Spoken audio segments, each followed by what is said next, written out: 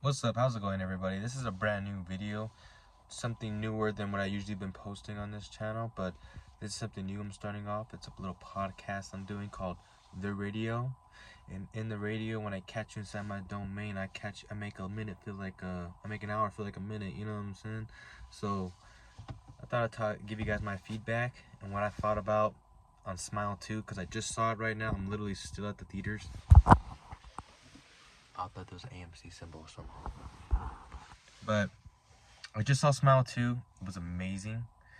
And honestly, it's got to be one of the best sequels to a horror movie I've ever seen. Not only was it just as good, it was even better than the last. It did something completely different. Well, not completely different, but I just like how, compared to the first Smile and the second Smile, we're seeing two characters. I don't know if you've seen the first one, spoilers alert, but pretty much you're being possessed or haunted by a curse or spirit or demon, we don't know, and it pretty much attacks the user.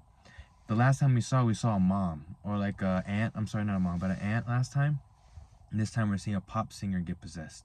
I love the way they transitioned from the second one to the first one to the second one, because the story made sense. It gave it good it wasn't just like, oh, here's a second one out of nowhere. It gave relevancy to rights happening. It made sense to why the first one is connected to the second one, but yet there's two different stories.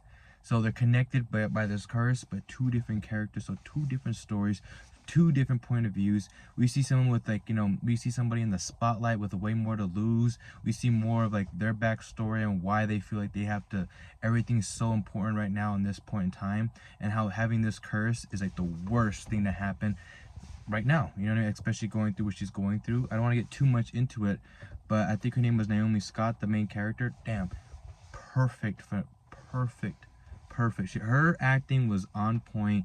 It was beautiful. It was scary. I felt everything she was feeling in the whole movie. I was feeling it. And it's a lot, and a lot of the times she wasn't even talking. It was just a lot of like, and I just felt it. Oh my gosh. And the jump scares, everything was I haven't gotten jump scared like that in so long. It felt good. I was genuinely like, it literally caught me off guard. Like every single jump scare, I don't know how they perfected jump scares. You know what I'm saying? It's like simple, boom. But they're doing like this, like, the smile, and you're like, all right, come on now, and you're like, all right, this scene's over. Oh, and then it's like, oh, what the fuck, and it gets you, man, every single time. The story was just so amazing. I was interested in what was going on in her personal life. Usually in like scary movies, I don't really care too much, but this one I really cared. I really was like rooting for her, and then the ending was perfect. Especially being a Junji Ito fan, there's a manga called Dissolving Classroom. Now, Dissolving Classroom is beautiful because we're seeing a man who's also having, well, long story short, but he has a connection with the devil. And every time he apologizes, people who are nearby, they pretty much get these radioactive waves because of this connection he's making with the devil by apologizing. And in doing so, people are getting dissolved. So he keeps saying, I'm sorry, I'm sorry. People keep dying. And they're trying to figure out how to break this curse from trying to help him. But then you realize he doesn't want to break it. So what he really wants to do is get in front of a crowd and really apologize to a crowd. And then really get it, you know what I'm saying? Then like get in front of a crowd, apologize, and like in front of a mob of people with like on the radio and stuff like that, so everyone can hear how sorry he is, and they all dissolve. And the ending is Smile too. Oh my god. Spoilers alert. If you see this video, spoilers alert, man. Because the ending, you could tell the goal of this thing is to possess as many things as possible. Because the main thing we're noticing, well, not the main thing, but the thing they're pushing in the movie towards the middle end is it's a parasite. It needs a host. And at the ending, because she's a pop singer, and they keep forcing her to do her pop stuff even though she doesn't want to, she performs. And when she performs, she puts a big smile on her face. And this smile, of course, we know what's gonna happen.